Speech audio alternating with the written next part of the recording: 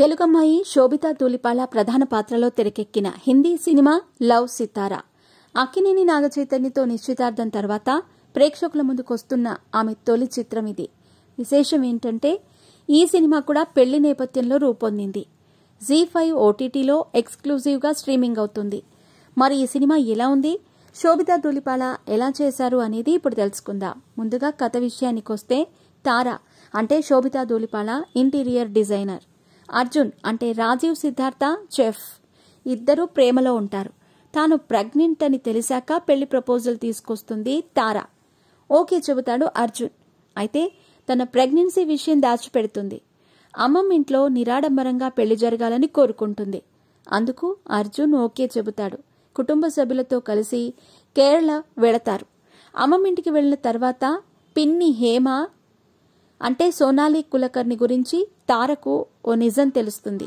అదేంటి, ఆమె దాచిన ప్రెగ్నెన్సీ విషయం తెలిసాక అర్జున్ ఏమన్నాడు, ఇంట్లో వాళ్ళు ఎలా రియాక్ట్ అయ్యారు అనేది జీ5 సినిమాలో చూసి తెలుసుకోవాల్సిందే. నిజం చెప్పే ధైర్యం ఎంతమందికి ఉంటుంది? అది తప్పు చేసినప్పుడు, తప్పు చేశానని ఫీల్ అయినప్పుడు నిజాయితీగా ఎదుటి వ్యక్తికి లేదా జీవిత భాగస్వామికి ఆ విషయం చెప్పేంత ధైర్యం ఎంతమందికి ఉంది? లవ్ సితారాతో దర్శకురాలు వందనా కటారియా ప్రేక్షకులకు వేసిన ప్రశ్నలివి. ఈ క్వశ్చన్స్ చూసి క్లాస్ పీకే సినిమా అనుకోవద్దు.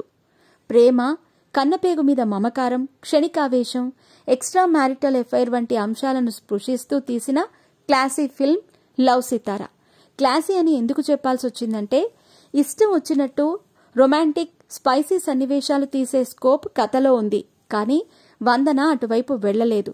చెప్పాలనుకున్న పాయింట్ మాత్రమే చెప్పారు. అందుకు మెచ్చుకోవాలి. అయితే క్యారెక్టర్స్ ఎస్టాబ్లిష్ చేసే క్రమంలో ఎక్కువ సమయం తీసుకున్నారు.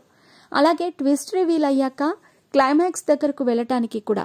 చిన్నప్పటి నుంచి హీరోలా చూసిన పిన్ని చేసిన ఓ పని తనకు నచ్చలేదని కాబోయే భర్తకు ఫోన్ చేసి చెబుతుంది తారా. మీరు ముందు మనుషులను దేవుళ్లు చేస్తారు, ఆ తర్వాత దేవుళ్లు తప్పు చేశారని అంటారు అని అర్జున్ ఓ మాట అంటాడు. మనిషి అన్నాక తప్పు చేస్తారనే విషయాన్ని చక్కగా సింపుల్గా చెప్పారు. కథలో అంతర్లీనంగా ఈ తరహా చెమక్కులు కొన్నున్నాయి. అక్క చెల్లెళ్ల మధ్య సన్నివేశాలు, అర్జున్ శోభిత మధ్య పతాక సన్నివేశాలను వందన చక్కగా డీల్ చేశారు.